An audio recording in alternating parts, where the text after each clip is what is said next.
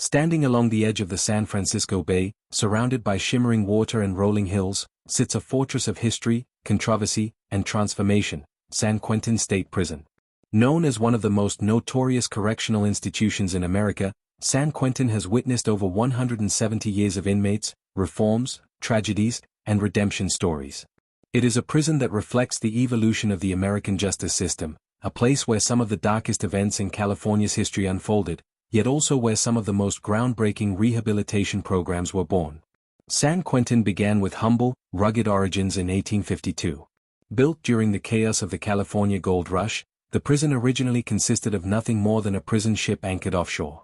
Prisoners were held in cramped quarters aboard the vessel while the stone walls and wooden buildings of the future penitentiary were slowly constructed.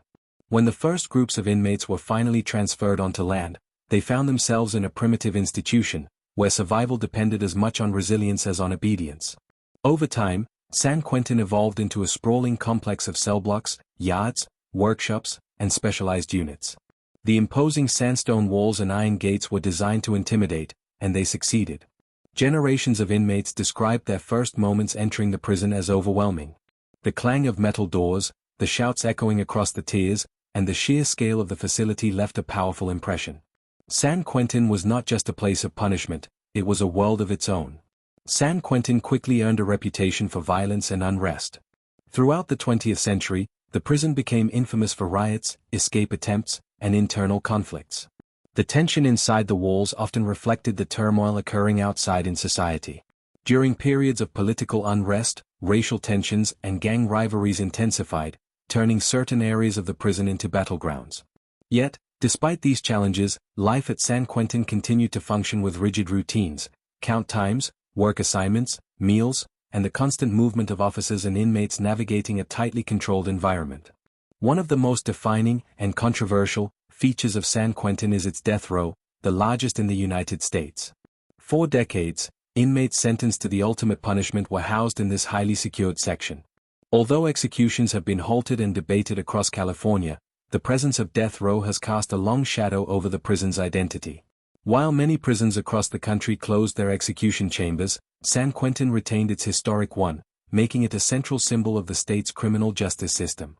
Yet San Quentin is not defined only by punishment and notoriety. It is equally known for being one of the most progressive prisons in the country when it comes to rehabilitation. Within its walls, groundbreaking programs have been created, programs that offer inmates opportunities to transform their lives, rebuild their identities, and contribute positively to the prison community. One such program is the San Quentin News, a newspaper written and produced entirely by inmates. It provides reporting, perspectives, and stories not often heard by the outside world. Another transformative initiative is the Guiding Rage into Power, GRIP, program, which focuses on emotional healing, accountability, and personal growth. Inmates who participate often describe the experience as life-changing. San Quentin is also home to one of the world's first prison college programs, offering inmates the chance to earn higher education degrees. The presence of volunteers, educators, and mentors creates a unique environment, one in which learning and hope coexist with strict rules and harsh realities. For many inmates, these programs represent their first steps toward rebuilding a positive identity. But perhaps the most well-known rehabilitation effort inside San Quentin is the Ear Hustle podcast, created by inmates in collaboration with outside volunteers. The podcast offers a raw, honest, and human look at daily life inside prison. It became a global phenomenon, earning award nominations and millions of listeners. Through stories about laundry rooms, friendships, cellmates, and emotional struggles, Ear Hustle changed public perceptions and reminded the world that behind every inmate number is a human being with a story. Still, San Quentin remains a place marked by contradictions. The scenic view of the bay contrasts sharply with the razor wire and guard towers. The sounds of birds flying overhead mix with the buzz of security gates and intercom announcements. Moments of hope, graduations, therapy sessions, creative workshops, exist alongside reminders of confinement.